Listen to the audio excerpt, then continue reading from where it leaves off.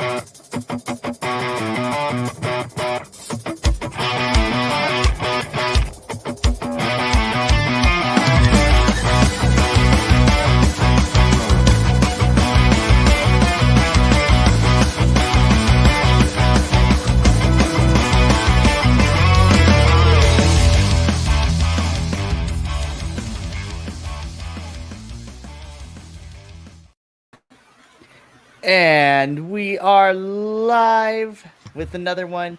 It's been like a hot minute since we've been here, but hi, all you BC WrestlePod nerds out there, and welcome back to Dual Dynasty, your weekly WWE recap show here on the BC WrestlePod Network conglomeration syndicate thing that we got going on.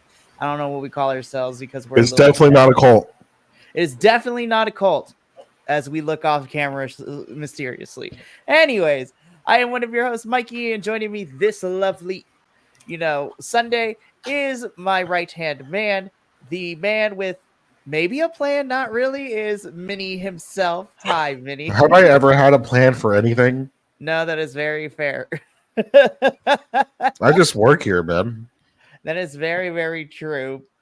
And the two of us are going to be here to recap I want to be nice A week of because wrestling. a week of wrestling, specifically with WWE, because Raw was a pre-taped show because they double taped 2 weeks ago since a lot of people are in the UK for a UK tour. And SmackDown was the only thing that was live this week besides NXT. So it's going to be interesting for sure. But before we get into our review this evening, you can follow us all over the social medias at BC WrestlePod. We're pretty much anywhere and everywhere. We're on Facebook, Twitter, Instagram. We have YouTube. We have Twitch. We have a Patreon. We have a Venmo. We have a Cash App. We have everything. And if you want to find everything in one singular place, well, you can download the Next Level app. Look us up at BC WrestlePod. And, you can follow us on the social medias, interact with us that way, and help support the channel. We also have merchandise available, link into the description below. And so I gotta buy some of that.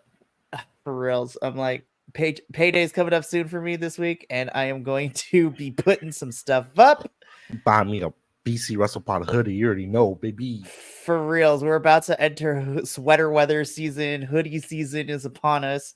So make sure to cop that merch because there's some really fun stuff there. Alrighty. Cop it because you wanted to. Exactly. So with that out of the way, let's just jump into it. So, Minnie, I'm not gonna lie, WWE this week was very interesting between Raw and SmackDown. SmackDown was dope. SmackDown was great. I'm a little upset at the crowd when we get to a certain match. I was just like, y'all. So we can talk about that now because here's a take with it. WWE fans aren't wrestling fans. They're WWE fans. That is very true. So they've never seen those dudes wrestle anywhere else. That is very true. It's like, who the hell are these guys? Why are they booked so big? Where we're like, holy shit, this is fucking dope. This actually happened. They are here. That's crazy. And somebody like Mikey, who is, if it wrestles, he watches it. Which is very, very true. But you are correct. So these are WWE fans. So I'm now next week, though. That match is going to be so good. Oh man, I am so excited. I hope it's amazing. Shenanigans. The match is going to be. I needed to go all the way through. Like, I know Street Profits are in DIY are kind of doing a feud kind of thing. Not really, but they are. I want Street Profits to wait until match is over and then shenanigans to happen. Don't cause shenanigans because I want this to end up being in my top matches of the year list. But I'm super excited. We will get to who we're specifically talking about when we get to SmackDown. But as always here, let us begin with Monday Night Raw. You know, I'm starting to get used to the 2-hour shows. At first, I was like, wow. Am I really? This is over. Yeah, I was like, wow, this is over. I feel like I missed something here. I think that within the last 3 weeks since they've been doing the 2-hour Monday Night Raws, I think they've done a better job of making it pretty good, because the first 2-hour show was definitely not it, because it felt like it was rushed and was missing some parts, but I think they figured it out. By the way, wrestling related news, come the beginning of 2025, it is said that with Raw going to Netflix it will be going back to 3 hours on Raw. And then supposedly we're also getting a three hours of SmackDown too. So 6 hours. But they decided, last I saw, they're undecided on if they want to do 3 or 6. 3 or 6, 2 or 3 for Raw. For reals. WWE, we'll probably figure it out. This is going to be 3 hours of no commercial. Which I hope that is the case. I wonder how that's going to work on Raw. Anyways, we're going to figure it out. So we'll figure that out. It should be, because it's on Netflix and there's no commercials on Netflix. That is very true. I am hoping that if the rumors are true, the Monday Night Raw, the first episode of 2025, will be in Los Angeles at the Inuit Dome, which is the new Clipper Stadium. Yeah, I think it's the new Clipper Stadium. So hopefully that is the case, because my butt is going to make sure that I find myself there for the Netflix era of Raw, and also it's in my backyard, kind of. I wonder if there's going to be how many. We got to make bets on how many F-bombs and how many maybe pairs of tits we see. As Dominic Mysterio put it. That is very true as well. Oh, Dirty Dom, you never change. Him my going friend. like, it's like you're sitting there doing something, and then boom, titties. He said, I think it was on Logan Paul's podcast, but I don't know which one. Said, but he did drop that line somewhere.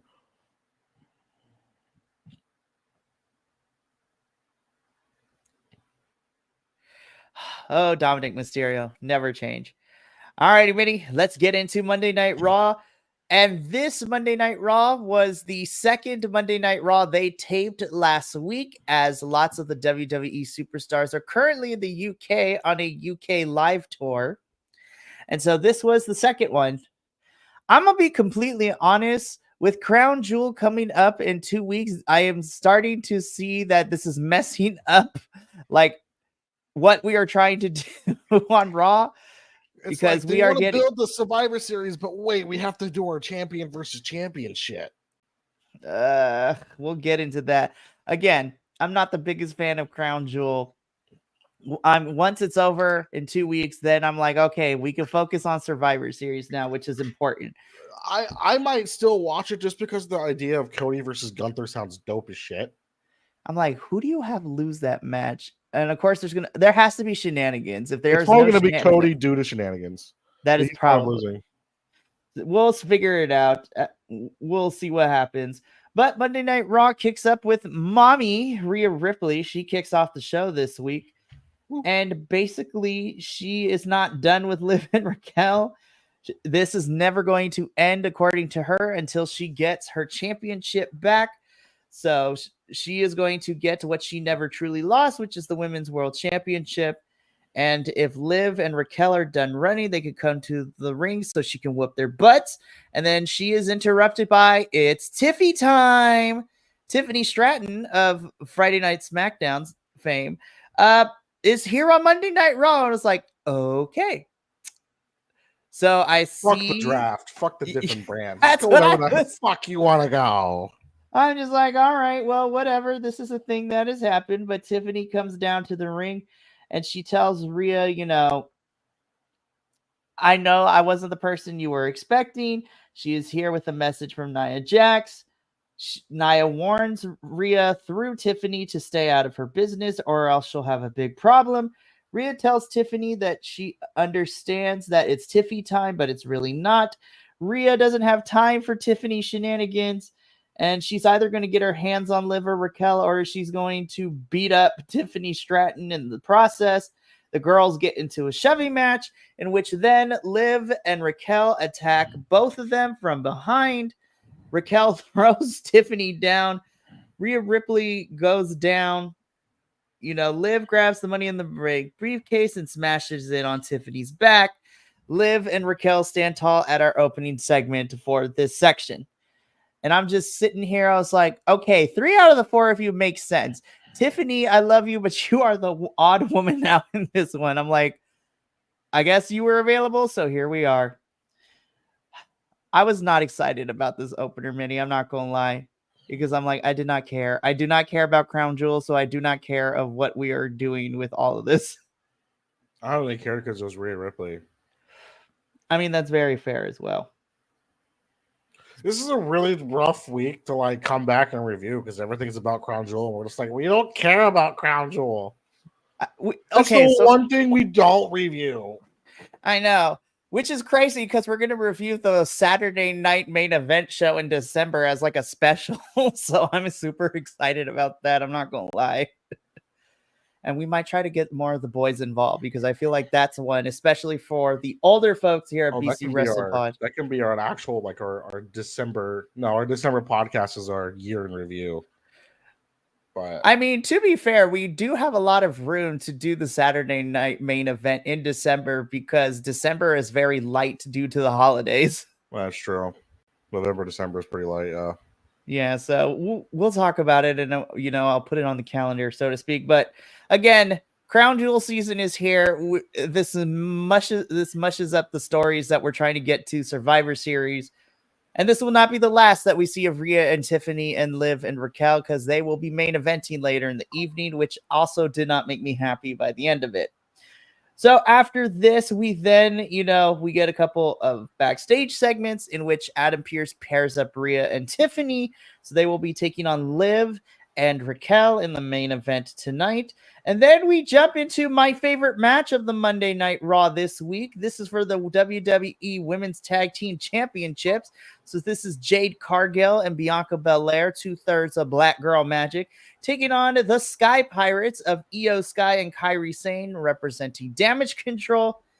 These four women are amazing. This was my favorite match of the evening. I want them to go at it again. But then we had the added caveat because on ringside in the crowd, we had NXT tag team, the Meta Girls representing Metaphor, and Lash Legend and Jakara Jackson, who were there. Again, I thought that this was my favorite match of the evening. All four of these women are amazing.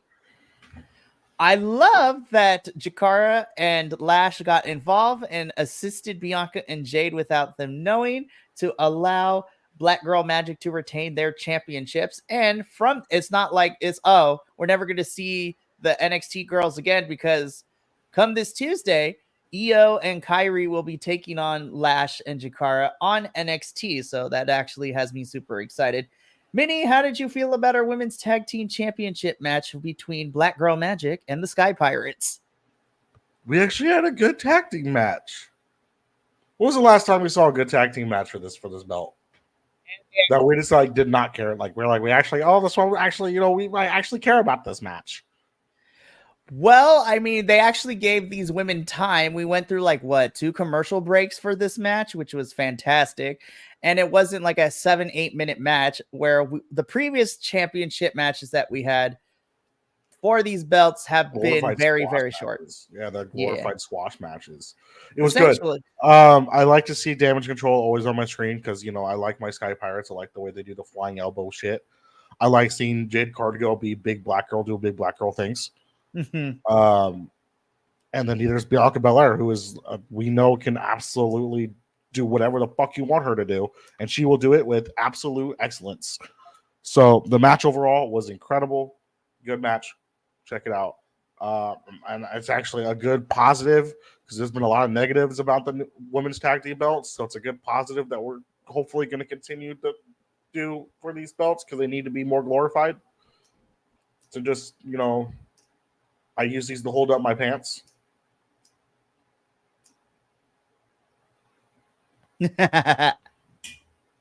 I love it. We really, really do. Yeah, I thought this was probably one of the better women's tag team championship matches we've gotten in the last couple of months here in WWE on main roster. And you know what? We're also getting a pretty fun match this upcoming Tuesday, so I'm super excited about that. So then, backstage, because we're also talking about tag team champs, we then go to our world tag team champs in the Judgment Day. So Finn Balor and JD McDonough. Oh yeah, they have those belts. Well, I forgot. Right. So now that we're solving the women's, now we got to solve the Raw Tag Team Championships here for the men, because Finn and JD walk up to Adam Pearce. They want to know if Finn's going to get his rematch against Damian, in which Pearce says, no. So essentially, I'm pretty sure we're done with Finn and Damian for a little bit. And so what Pearce tells them is that they're going to hold a tournament over the next couple weeks to determine who their next opponents are going to be. Judgment Day aren't happy about it. And but Adam Pearce does not care. And then we end this segment with Liv and Dom with Raquel walking up. They ask if Finn gets his rematch against Damian. He says no. Liv introduces the rest of the boys to Raquel, in which Carlito goes goo goo gaga eyes over Raquel. And I'm just like, I fucking love Carlito. Carlito's so great in this. And I'm just like, and here we go. This is going to be fun. And of course, according to reports, WWE is looking to split Carlito from the Judgment Day and to give him a singles push. So who knows? This might be the start of all of that. But Carlito has eyes for Raquel. So we shall see what happens with all of that. We get a video package from American Made doing their very American Made-esque things. And I'm just like, I want them to get pushed so bad. I do too. I love the Brutus brothers. I feel like they're some of the most athletic people on that roster, mixed with the absolute excellence that is Chad Gable. Please push him. I want to see. I want to see like old school Kurt Angle with like the elite. What was that fashion called? With Kurt Angle, Shelton Benjamin, and I know who you're talking about. It's just the name is slipping my mind. I want to see him just run through everybody, just beat the shit out of everybody with like their pure wrestling brilliance. Hey, you know what? I'd be here for all of that for sure. We get another video. This time is from Braun Breaker talking about why he turned his back on Jey Uso because we flip-flopped him. We thought he was going to be a face. Then he attacked Jey Uso, and now he's back to being a heel. And this is going to lead to a championship match tomorrow night on Monday Night Raw, which we can do our guesses because a certain somebody made an appearance on SmackDown this week. So who knows if that's going to have an effect on whether Jey gets to hold his title or not for long. Yeah, I feel like he's going to lose it. Yeah, I love Mr. Main Event Jey Uso, but when we get to SmackDown, because he stuck his nose in Bloodline business, I get the feeling that they are going to cost Jey his Intercontinental Championship match against Braun tomorrow night. That's how they get Jey involved. Yep. So then from here, Adam Pearce sits down with Big Bronson Reed and, to get basically why Bronson has been doing the things that he's been doing. And Bronson basically tells Adam Pearce that he's doing these things to get his attention so he can show that he is ready to be a main guy on the roster and that he wants a match against Seth Rollins, which then cuts to Adam Pearce talking to Rollins. And Rollins is ready for the challenge. Scrap Daddy Adam Pearce tells Seth, you can't because you have been injured multiple times, so we're trying to keep you safe. Seth doesn't care, so it seems that we're going to get Bronson Reed and Seth in some capacity. Something tells me we're getting this match is happening at Crown Jewel. Yeah, get him done with this feud to start pushing him towards the CM Punk and or Cody Rhodes feud. Because there might be some more backlash with him and Cody, but we've only been like slightly hinting at it. Right. So Seth and Bronson is definitely going to be happening at Crown Jewel. I would be very shocked if this was on Survivor Series, but this smells of a Crown Jewel match, and then we push Seth to the next thing. Next up, we have the first round match of this World Tag Team Tournament, in which we have the Alpha Academy of Otis and Akira Tozawa being accompanied to the ring by Maxine Dupree. And they are taking on the returning Eric and Ivar, but not the Viking Raiders. They have gone back to their NXT moniker of the War Raiders. Oh my gosh. This is the one real good thing that happened on Raw was they came back. Yes, this was a very great return. I have missed Eric and Ivar together, and they are the War Raiders. I love their slight change to their appearance because they're coming out in leather jackets and all that too, but I'll still doing the whole war paint and everything. As soon as I saw this, I'm like, Alpha Academy, I love you, but you about to get your butts whooped. And sure enough, this was more or less a glorified squash match. Otis and Akira got to do some things, but ultimately the War Raiders were there to show that they've returned. They have not missed a step, which I loved. Can I just say that watching Ivar roundhouse kick Otis in the face was something that I never thought oh my gosh, that was so beautiful. Those people who are just tuning into like wrestling nowadays, there was like a span of last year of like 9 to 10 weeks where Ivar was just putting on banger after banger after banger every single week against people like Otis, Big Bronson Reed, Akira Tozawa. I think he faced Shinsuke Nakamura at one point in time, where he was just putting on great matches every single week when his brother was hurt. So this was beautiful. This was Chef's Kiss, which I love it. So we already talked about it. Seth Rollins is talking to Scrap Daddy Adam Pearce after this. We've already discussed this. So now we get Cody Rhodes in the ring to address Gunther and address WWE Crown Jewel.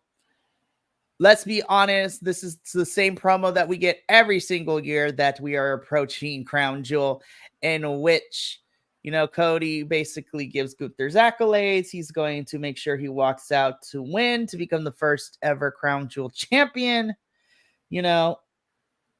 and then Gunther interrupts him, comes down to the ring, and what I could describe as Gunther basically just roasting Cody. That's about right for Gunther. Which is fantastic. So again, we get a face off between the two shake hands, and Gunther walks off. So I like Cody. I love Gunther. To me, I feel like Cody could. Who knows?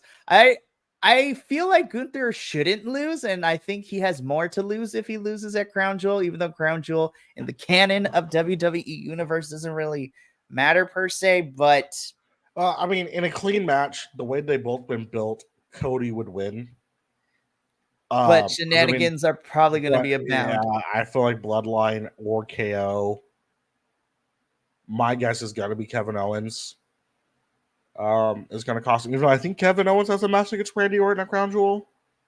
We haven't got the official graphic, but when we get to SmackDown, we will talk about that because Nick Aldis can't make the match because it's coming from the higher ups that he's not allowed to. So Randy might be having to talk to Mr. Triple H Hunter to get that match. So when we get to SmackDown, we'll talk about that.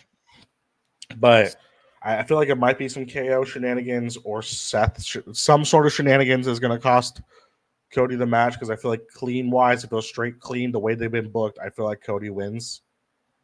Even though it's going to be like Cody wins barely. Because Gunther is built to be this absolute dominant force of nature that I've seen only lose like once or twice ever. So I feel like it's going to be shenanigans. It's Crown Jewel. If you watch it, cool. Oh, yeah. So, I mean, I like Cody. I like Gunther. Again, I personally don't care about Crown Jewel, but we'll see. We will still be doing who wins and everything on our social media pages, but we will not be doing a formal review for it. So then we get into our next match in which we see poor Kofi Kingston get brutalized by Braun Breaker, essentially. I mean, I take that back. It is a good back and forth between the two, but as soon as I saw this last week on the card, I'm like, oh, poor Kofi Kingston. He's about to get murderized. And he ended up getting speared for his efforts at the very end of this. We knew Braun wasn't losing this because he has a championship match against Jey Uso tomorrow night. So we are continuing to show Kofi and Xavier having a fallout of some sorts. Jey Uso coming out for the save for everything. I thought this was a decent match, but it never, for me personally, it never got to the gear that I wanted it to, that I know that Kofi and Braun could potentially good. So again, I wonder if it's because of the 2-hour time constraints or what, but it was a decent match, but it never got to the level that I thought it could have and should have for this one. But yeah, Minnie, how did you feel about Kofi versus Braun? Yeet. Yeah, that's pretty much what this match essentially was. It was to have Jay come out for the save, and we get this championship match tomorrow night. So there's that. So next up, Rhea Ripley is warming up backstage. She and Damian Priest have this really cute little backstage promo. Essentially, this is the on-screen breakup of the Terror Twins. So it was fun while it lasted, and we move on. So next, this is where things get interesting because Jay is walking backstage, and as he is about to enter his locker room, who should be in there but his brother, Jimmy, because we're also doing Survivor Series builds simultaneously as Crown Jewel builds. You got a minute, and he just turns around and walks off. Yeah, exactly. I was just like, ooh, okay. So I was excited. I was like, thank goodness we actually have some Survivor Series stuff getting going because I care more about that than I do Crown Jewel stuff. So next we get R-Truth versus The Miz because Miz is apparently somewhat associated with, the Final Testament, so carrying cross in his faction. Also, if you guys don't notice, he's being targeted by the Wyatt Six. Him and the Final Testament. So if this leads to the Wyatt Six versus Final Testament and Miz, I'm actually kind of here for that, which would be fantastic. So the bell rings. R-Truth gets the crowd going as he normally does. Miz, shakes his hands. R-Truth dances. And then the screen glitches with the Wyatt Six logo. This ends up being a short match. Final Testament makes their way down to the ring. R-Truth uses the distraction for the surprise roll-up to have him win the match. This is like 2 minutes. But R-Truth does not get out to clean because after he hugs Miz and leaves, you have AOP like grab Truth, throw him back into the ring, and Miz hits the skull-crushing finale onto R-Truth. Poor R-Truth is a gem, man. Let's keep this man on our screens. I love R-Truth. Can we bring back Little Jimmy? Bring back Little Jimmy. Yes. I want Little Jimmy back. I love Little Jimmy. But hopefully, it seems that we are setting up the Wyatt 6 with the Final Testament and Miz. And I'm actually kind of here for it because I like the Wyatt 6. And now we have somewhere to go with them for the next one. So now backstage, once again, Jimmy is looking for Jay. He finds Jay. Jay doesn't want to hear him out. Tells him to get out of his face. Jimmy is not happy and Jay walks off. So it's just like Jay does not want to have to deal with Jimmy. And so at this point of the week, I was like, okay, so we got a couple of weeks. So it's going to take a couple of weeks for Jimmy to get through to Jay. So we should be okay. And then we progress the story like really quickly when we get to SmackDown because Jay changed his mind. I was like, okay. We get the bumpers for next week's Raw, in which we have an Intercontinental Championship match. We have a tournament match, which sees the New Day taking on the Authors of Pain, AOP. And we also have another tag team tournament match with Rey Mysterio and Dragon Lee. So we have LWO taking on American Made. So then we get into our main event of the evening, Mommy Rhea Ripley, and it's Tiffany Stratton taking on Cry About It, Liv Morgan, and the strongest back in the game, Raquel Rodriguez. I wanted this match to be fantastic, but it ended in a no contest because Nia comes in and attacks everybody, and I'm just like, then what was this for? Why did we do this? I was so mad. It's a simultaneously build two different feuds at the same time, but made no sense. So let's go ahead and just say, fuck it. Let's Nia Jax beat up everybody because she's big. You could have just, and I'm like, if you didn't want any of these 4 women to lose, then why did you book them in this match? And I'm sorry, I love Tiffany, I do, but she can afford to take a pin here. She has the Money in the Bank briefcase. She could cash in any time. Yeah, and she's the one that can take. Yeah, she's out of all of them. She's the one that can take the pin because she has a guaranteed championship match when she cashes that thing in.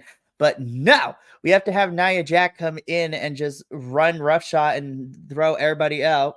Everybody gets into a whole brawl, and that is how this, Monday Night Raw ends. And I'm just like, man, that was a poo-poo way to end Raw. I was like, Raw this week was pretty decent. It wasn't one of the better ones that we've had in the last couple of weeks, but this main event definitely soured me. I'm like, damn. I was like, this is unfortunate. We will give our final thoughts at the end, but Minnie, we are now moving on because we're going to go from a decent episode of Monday Night Raw, and then we are now going to enter the land of SmackDown, which, in my personal opinion, was definitely a more fun and better show for WWE this week. And you know what? Prior to getting into our review, like I said, I think SmackDown was definitely the better show for me this week between the main roster shows. We get a debut. We also get some baller matches that happened in here, and we will be talking about that right now. So, Friday Night SmackDown was not pre-taped. It happened live in, the Colonial Life Arena in Columbia, South Carolina.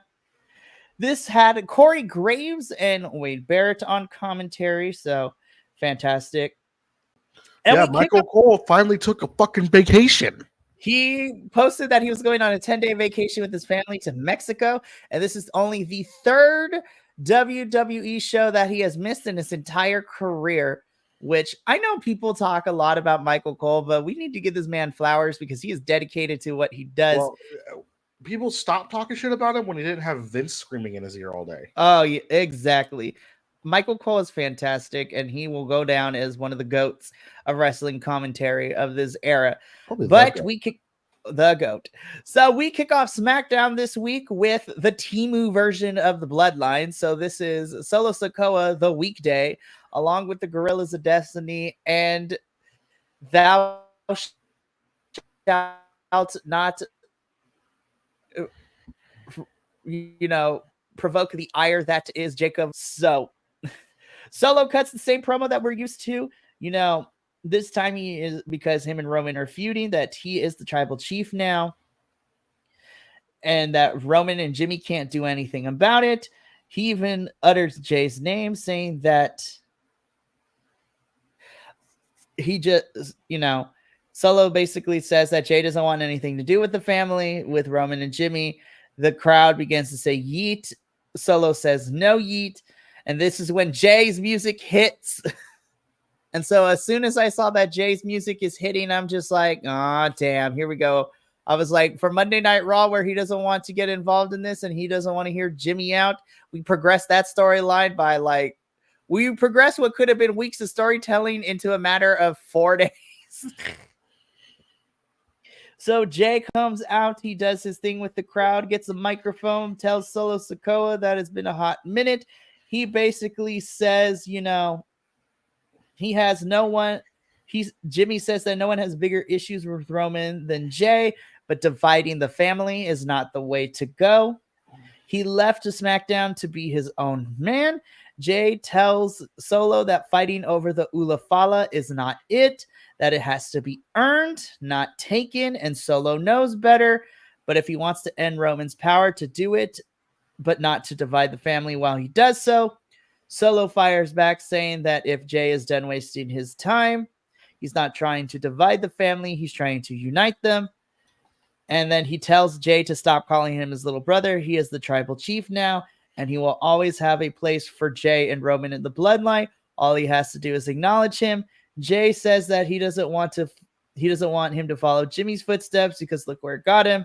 Well, no, Solo says that. Solo asks Jay if he's in or out. Jay says that if he's trying to unite the bloodline, why did he have to go and get Tama Tonga, Tongaloa, and Jacob Fatu? And then he also said that that he should have stayed away from Jacob. And if Jacob keeps looking at him, he is going to beat his ass. And then Jay ends the segment by saying the next time he sees Solo, it's going to be different. He tells him yeet, throws the microphone, and leaves the ring. And I'm just sitting here and I'm just like, they're going to cost Jay this championship match tomorrow night on Raw. I'm like, damn it. So, Minnie, how do we feel about our opening segment with this one? He's going to kick his ass, Oos. I want to see. Yeah, I want to see that match. I really do too. I do like how the fact that this entire time, every single time the bloodline comes out, Jacob Fatu just stands there like this. I know. Every single time. He is the Samoan prayer emoji. That's what he is. Like, he's not the Samoan werewolf. He's just Samoan priest. Like, he just stands there and does this the whole fucking time until somebody says his name. He's like, "What? I'm gonna kick your ass now because I'm Jacob Fatu and I don't die." And I'm like, "Yeah, you don't." It took Randy to hit you with that fucking back body drop on the table like 19 times for you to stay down longer than 30 seconds. Yeah, I'm excited. I feel like they could have done a little bit more long-term story for this, but I feel like they're just trying to get everything set up for like The Rock and stuff like that. So I think that's why they're expediting the process a little bit. I do like when it was backstage when Jay ran into Roman and Jay. Mm-hmm. Roman and Jimmy. It looked like he's getting ready to dap up Jimmy. They're all happy, and then he like stops and like Roman grabs him, pulls him over, and goes, "I'm proud of you." And Jimmy just goes, "No yeet," and walks off. I'm just like, Jay is like, you know what? I don't want nothing to do with y'all. I can't say my. I've never expected the word yeet to be so damn emotional. Right? I was like, no. And we will talk about Roman and Jimmy a little bit later. But we get into our first match of the evening, which is a tag. So SmackDown is having its own tournament to see who will face the Bloodline for the titles. Obviously, this tournament's a little bit smaller, but we get a triple threat. We have the Street Profits versus Pretty Deadly versus DIY. this match was a banger. Like, this match was awesome. I think that DIY and Street Profits continue to show why they are amazing tag teams. Pretty Deadly also did a good job holding their own, and they're also a really good tag team. I found it super interesting the way that this match ended, because both Montez and Tommaso had a member of Pretty Deadly pinned. And then they pinned him at the exact same time. But because Tommaso was the legal man, DIY gets the victory. And you can see that the Street Profits were not happy about it. And they were showing their frustration, and they were showing that they were getting mad. So I'm like, are we getting a heel turn for the Street Profits? Because I'm kind of here for it if we are. They were just Minnie, heels, how do we feel about our triple threat between DIY, Profits, and I'm just Pretty excited Deadly? to see what happens afterwards. I don't know. Yeah, it was cool. There was a weird pin thing and whatever. DIY versus who was going to win the other one. That's what I'm more excited about. I know. I'm just like, as soon as I saw DIY win, I'm just like, I think I know who's winning the second match. We have. Granted, this is a joke because DIY wasn't incredible. We have DX at home versus. I'm sorry, I thought that bit with Truth was hilarious. Oh my goodness! You know what? We will get there because we need to go through the other qualifying match, and then we can basically talk shop about how excited we are for the match next week. We talked about Jimmy J and Roman segment. We are also backstage where Tiffany is unavailable to tag with Nia Jax tonight. And Nick Aldis tells Nia that the match is not canceled because she has a partner, in which I was very interested in what is going on, because Nick basically says that Nia Jax will be teaming up with our inaugural women's speed champion, Candice LeRae, and Indy Hartwell are back on SmackDown television after it seems like they've been missing for quite some time. I don't want to talk about Indy Hartwell because she'd be fire on Twitter. Indy is, oh my god! If you have not, Indy roasting people on social media. If you watch Indy on the Grill, and the Grayson Waller's response to it. So it's fun. I love Indy so much. She is fantastic. But Nia will be teaming up with Candice against their match against Bayley and Naomi. And Nia tells Candice that she better hold her up her end in the bargain. Otherwise, she's going to squash her, and it's going to take less than 3 minutes. So then we get basically a squash match where we have Piper Niven taking on Lash Legend. Lash Legend easily gets the victory in 5 minutes. That's the Hulk Hogan body slam on. She caught her mid crossbody and body slammed her. Look, I love Lash so much. She is such a strong wrestler. Girl is tall. She is strong. I want her and Jade to go at it at some point. It is fantastic, but Lash picks up a victory, and it's building towards, some momentum for Lash and Jakara as they prepare to take on the Sky Pirates on NXT this week. So it was a short match, but I thought it was a good match. Hopefully we see Piper being used more seriously, but I am excited to see how Lash and Jakara do against the Sky Pirates on Tuesday. So again, we get more setup with what's about to go down in the main promo segment of the evening. Roman Reigns and Jimmy are talking about Jay, and they are going, because Solo gave Roman the ultimatum that he has to acknowledge him by the end of the night, otherwise there will be consequences. And Jimmy tells Roman that they got a plan, and so they are going to figure it out. And Roman says he's going to acknowledge Solo, and as soon as he said that, I was like, no, he's not, and all hell's about to break loose. Yep. For the second time in the same week, Cody Rhodes comes down to talk about Crown Jewel and the Crown Jewel champion. And I just sat here and I said to myself, I do not give a fuck. I don't care about this. It's like me and any Nia Jax promo. I just want to skip it. It's like, I don't care. Basically, without Gunther interrupting, Cody cut the same promo he did on Monday Night Raw. And obviously, we're keeping him, Kevin Owens, and Randy Orton at bay for now because, we'll figure that out. Something, Cody Rhodes. Anyways,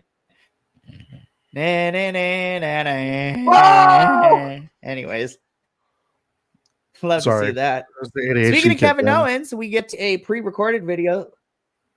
It's okay. We get to see Kevin Owens in the pre-recorded video, and he talks about how he's been in WWE for over 10 years, and it's ridiculous that he was told to stay home because he attacked the Golden Boy outside of his bus after Bad Blood. Kevin says that, he says it makes him ask himself how appreciated he is by the company. He says he can't get over what Randy Orton did to him, with Orton picking Cody over Kevin. And so Owen says that he would never turn his back on Orton, and he can't believe, again, that Randy picked Cody over him. Owen says with everything happening to him right now, he doesn't know if or when he see the return of Kevin Owens at Crown Jewel. Like KO is going to come out in some capacity or whatever. And do some shenanigans. It is. Well, speaking of Randy Orton, after Kevin is done with his pre-tape promo, we cut backstage with Nick that he needs to get his hands on Kevin Owens and that he wants to do it at Crown Jewel. Nick says that it's not something that he can do. It's not that he won't, he can't. Randy says that he's not asking for permission. Nick tells Randy that, he's saying he can't do it because it is coming from above. So Randy tells him he knows who he needs to talk to, and he walks away. So it seems that Orton is going to be talking to his old buddy Triple H to see if he can get this match against Kevin Owens at Crown Jewel. So I'm just like, the plot be thickening. I am still thinking that Randy is definitely the mastermind orchestrating all this, and him and Kevin Owens are going to be attacking Cody in some capacity at Crown Jewel. Then we get into our second triple threat qualifier match for this tag team tournament, in which we have the teams of A-Town Down Under. So Austin Theory and Grayson Waller taking on Los Garza. So Humberto Carrillo and Angel Garza taking on finally, after weeks of vignettes, and they are actually here in WWE, which makes my super fantastical wrestling heart aflutter, if you will. We have A-Town Down Under versus Los Garza versus the Motor City Machine Guns. So Chris Sabin and Alex Shelley are finally here in WWE. And of course, what we said at the very beginning of the show, these are WWE fans, which they're like, who are these dudes? But for the wrestling fans at home, like myself and Vinny and the rest of the BC WrestlePod boys, I was super excited. I was like, yes, and I don't care what nobody says. This is the best tag team in the business right now, the best tag team in the world in my eyes. And they showed up. Now, granted, as soon as I saw this lineup, I was like, oh yeah, if Motor City Machine Guns don't win this match, then I'm going to be very upset. And you know what? That's exactly what they did. Motor City Machine Guns end up picking the victory here, so they move on to the finals of said tournament. And now let's talk about this next week. Motor City Machine Guns versus DIY. And we get this on free television. This match, if there's no shenanigans and it's just a clean match, will be a freaking banger. I am so stoked. I'm just like, I'm so excited. I mean, I think this week in wrestling is going to be fantastic. But when I tell you, this is probably my most anticipated match that I am looking forward to this upcoming week, which is saying something because there's a whole TNA pay-per-view happening this upcoming weekend on Saturday. But as far as television matches, give them 20 minutes, no commercial breaks. This match is about to be on and popping. Like, I am so stoked. And I don't care what the naysayers say. DIY Motor City Machine Guns are about to tear the roof off of the place this week. And this gives me hope for our tag team division in SmackDown. I was like, yes, the tag team division is on fire, and I am so excited. Motor City Machine Guns definitely add to the division, and I'm excited to see what kind of matches we get in the tag division for the men on SmackDown. Speaking of tag team matches, We get into our main event wrestling match before the final promo segment. Nia Jax teaming up with Candice LeRae to take on Naomi and Bayley. Bayley getting the jobber entrance on this one. She doesn't even get her entrance. She gets the jobber entrance where she's already in the ring. And I cannot believe I am saying this, Minnie. Through some distraction and shenanigans, Candice LeRae pins Bayley. Yeah, I was like, huh? I was shocked, but I was pleasantly surprised. I was like, oh, so Bayley got pinned in this. I'm going to be honest. When I saw it was Bayley and Naomi, I was like, all right, Naomi's going to get pinned in this match. Fine, whatever. But, they really are building up Naomi to be the next person to challenge Nia Jax for the championship because she's beaten Tiffany, and then not having her pinned here protects her, and she's still a good contender to face Nia Jax. I think that once we are done with Crown Jewel, I think it's going to be Nia versus Naomi at Survivor Series. I think that's where we're going to get that match if we don't get it on TV. Yeah, I feel like that might be the next feud for Nia. Is to have her and Naomi go at it. And Naomi's beaten Tiffany. She's beaten Nia. She beat Nia last week in a non-title match.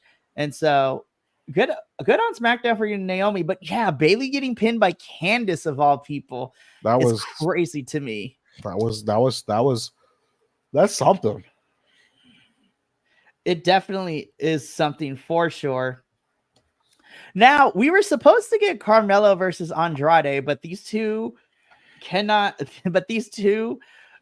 be in the same building with each other because they wanted to on-site it with each other and kill each other before matches even started. So we're getting Andrade and Carmelo next week on SmackDown. This is the final of the best of 7 series. Night is going to be the guest referee. And so this tells me that something's going to go down. And I would not be surprised if we get a United States Championship match triple threat at Crown Jewel between these three. And I'm just like, why you got to waste on Crown Jewel? That's my whole thing. Why are we wasting that match on Crown Jewel? But I digress. Because they got to sell tickets to that. We get into, I guess that sure, fine, whatever. But then we get into our final segment on SmackDown this week. Roman, the Bloodline, Solo Sikoa. Roman comes down. Solo's music hits. Essentially, Solo and Roman go back and forth talking about family history. Solo telling Roman to acknowledge him. Roman tells Solo no. Then we see on that one coming. I was like, shocker, right? Then we go up the ramp. We see that the Bloodline is holding Jimmy Uso hostage after they beat him down. Roman gets beat up by the Bloodline. And you know what? Roman tries to fight back. Roman has the Ula Fala in his hand, and he's about to wear it. But Solo hits him with a low blow. Bloodline stomp out Roman Reigns. Jacob Fatu hitting Roman with a jumping DDT. Solo hits Roman with the Samoan spike. And then he hits him again with another Samoan spike, and Bloodline stand tall in the ring with Roman Reigns' corpse on the floor as SmackDown goes off the air this week. So that has been this week in WWE. So Minnie, yeah, Crown Jewel is in 2 weeks. We are not going to be doing a formal review for it, but we will be posting the results. But Minnie, final thing we do here at Dual Dynasty, let's go into our final empanada ratings for WWE programming this week. I will go first.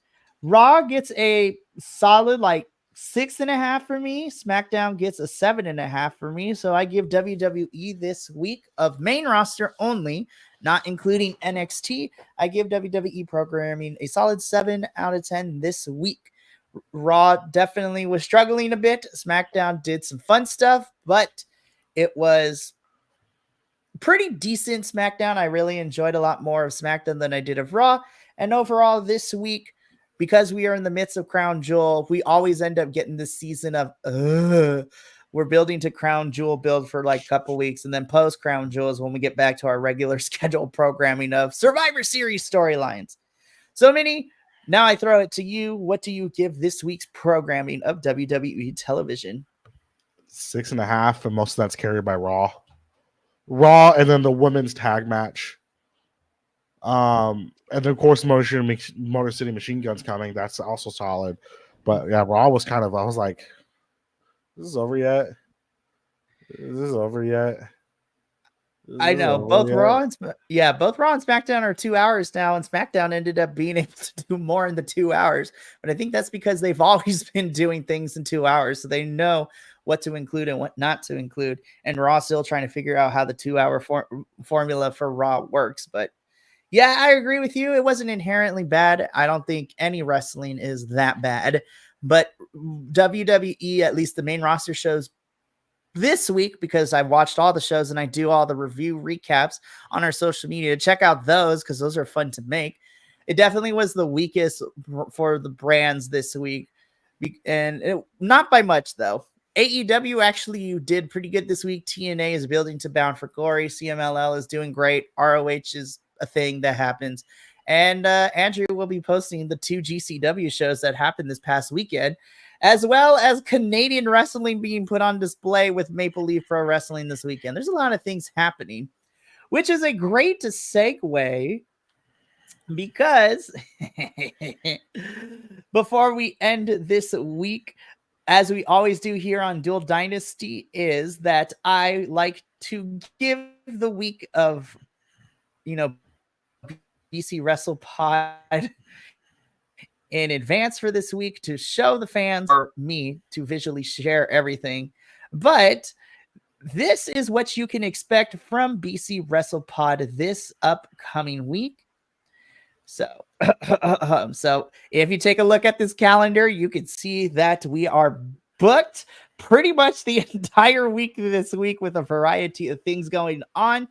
Tomorrow evening is a BC WrestlePod special where myself, Adolfo, and a special guest will be talking about diversity and representation in wrestling. So that's going to be a fun one.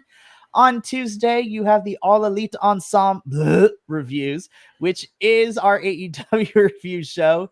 We have a doubleheader on Wednesday as we will be covering NXT and CMLL with the respective crews of NXT Losos and Los Lobos de la Lucha.